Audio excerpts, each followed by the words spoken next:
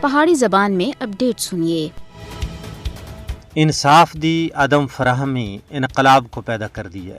یہ کیفیت اس ویلے بھارت دی ہے۔ نہ صرف مسلمان بلکہ ساری اقلیتاں دے نال نا انصافی اور ظلم و ستم وچ بے انتہا بادہ ہو گیا ہے، جس سن مظلومہ کو عالم آزادی بلند کرنا ہوتا ہے مجبور کیتا۔ آزادی دا مطالبہ کرنا والیاں وچ ایک قوم سکھ بھی ہے، کیاں کہ بھارت دے طول و عرض وچ انہاں نال امتیازی سلوک کیتا گیا۔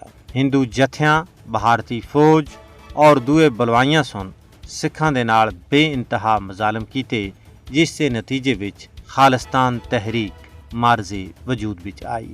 سکھاں دا آخنا ہے کہ 2 جون تھی 10 جون 1984 وچ بھارتی فوج سن اساں دے مذہبی مقام گولڈن ٹیمپل دی مسماری اور جڑے ہزاراں بے گناہ سکھ قتل کیتے اس دا بدلہ ضرور کیتا جلسی۔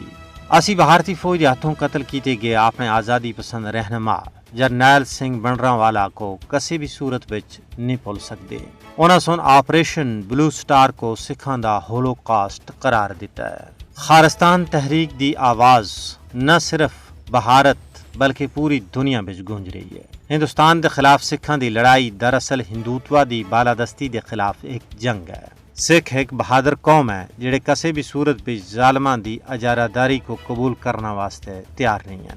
خالستان تحریک دی نہ صرف قومی بلکہ بین الاقوامی سطح تے بدی ہوئی اہمیت سن ہندوتوا دے پجاریاں کو چکرا کر رکھ دیتا ہے۔ آج ہی نہیں بلکہ ایک آزاد سکھ ریاست دا مطالبہ برطانوی سلطنت دے زوال تھی بعد ہی شروع ہو گیا سا۔ خالستان دے ناؤ تے کنی وطن دا قیام ہر سکھ دا دیرینہ خواب ہے۔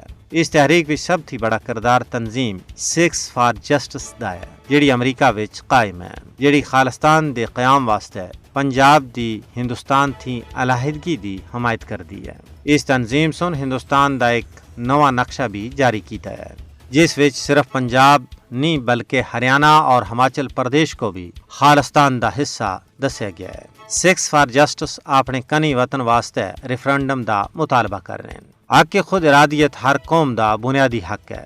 اس واسطے عالمی برادری کو سکھاں دا حق دوالنا واسطے اپنا عملی کردار ادا کرنے دی ضرورت ہے۔